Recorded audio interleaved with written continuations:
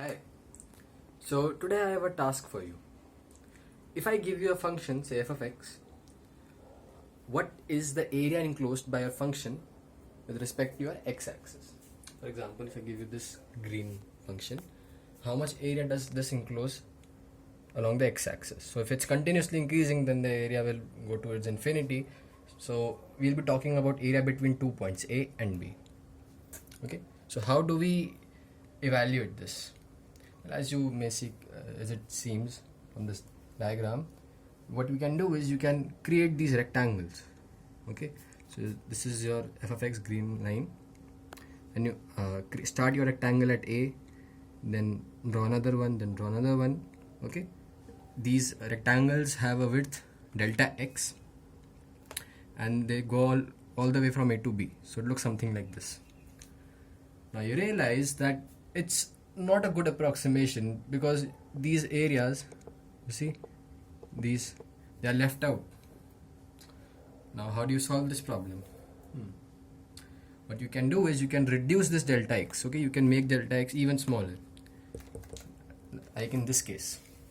So if you see, I have made the width smaller, delta x, I have reduced delta x, and as you can clearly see, the discrepancies in area, this white gaps, are way smaller than the previous case. And what if we reduce our delta x even more? So you get something like this. Okay, and now, okay, we are having some gaps, but at this point it's nearly filled. So as you decrease your delta x, you get a better and better approximation for area. And notice we have developed a method to find the area under a curve. How? Well, first, you find the area of a rectangle, okay, of this strip, okay, and then what you can do is you can sum all these strips up, okay. So then we'll sum all of them, and but when you will sum them, you will find some gaps. So the way to erase these gaps is let delta x go to 0. So keep reducing delta x. So as it will approach 0, these gaps will be removed, and you will get an exact area.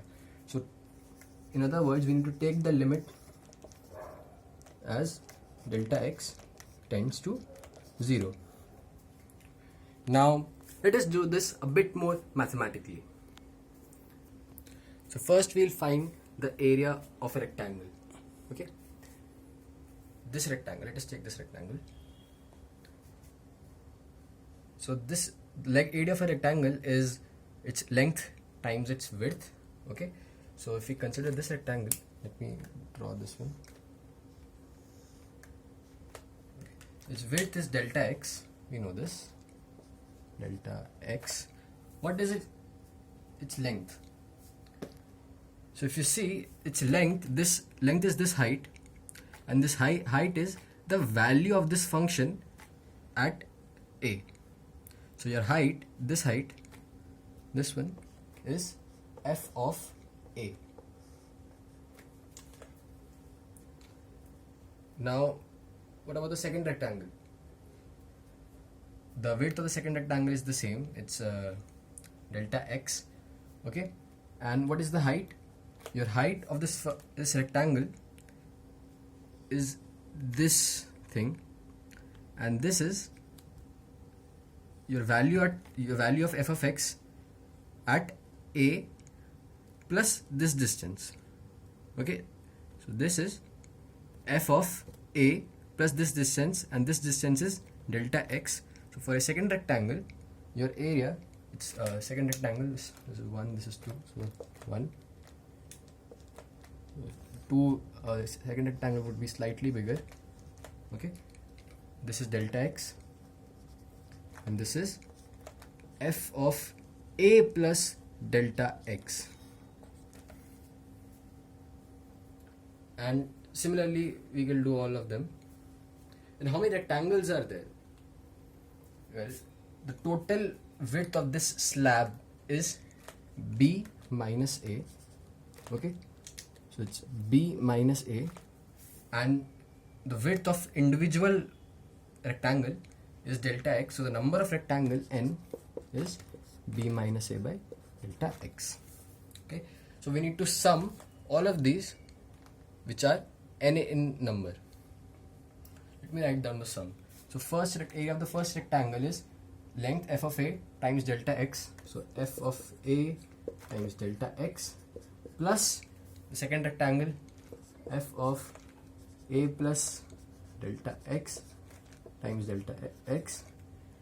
Then the area of the third rectangle, so its height will be f of a plus delta x this point plus delta x this point. So f of a plus 2 delta x, okay, plus f of a plus 2 delta x times its width, this is delta x, okay, and then f of 3 delta x, f of 4 delta x till f of a plus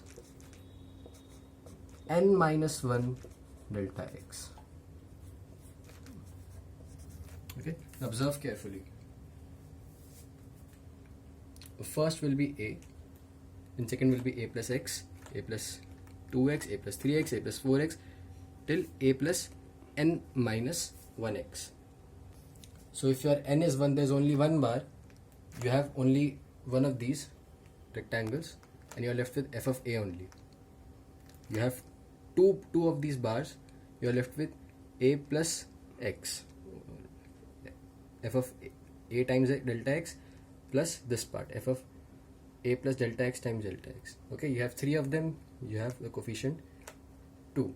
You have 4 of them, your coefficient of delta x here will be 3. So n minus 1 times delta x. Now you can write this as a sum, okay, a summation. So your area, okay, let me call this I, you will see why I call this I, is equal to your summation, okay, f xi delta x, okay. So xi is what you put in your function, sum over of xi times delta x as I goes from 1 till n. So I have written this, essentially this is the same thing as this long addition written in a more compact form. So where x1 is, is a, x2 is a plus delta x, x3 is a plus 2 delta x, and so on. Okay. If you put this value and expand them, you will get this series down on top. And this is not an exact area, okay, because we have still gaps in this case. You see these gaps. Now what did we do to remove these gaps to make it something, a better approximation, something like this? We let delta x tend towards 0. Okay, so the exact area under this graph f of x, okay, this I is equal to limit, okay, as delta x tends towards 0, delta x approaches 0, this sum, summation of I as I goes from 1 to n, f of xi times delta x, and this is the exact area under this curve. So if I give you some f of x, okay, you put f of x in this formula, write down the terms, add them up, and then take the limit as delta x approaches 0, and this is written as an integral. Well, you will see what that is. So this long, this sign, okay, from with a written over here, b, okay, f of x dx equal to this thing. This is also written as this stuff. Limit delta x tends towards 0, summation over I equal to 1 to n f of xi times delta x. Okay.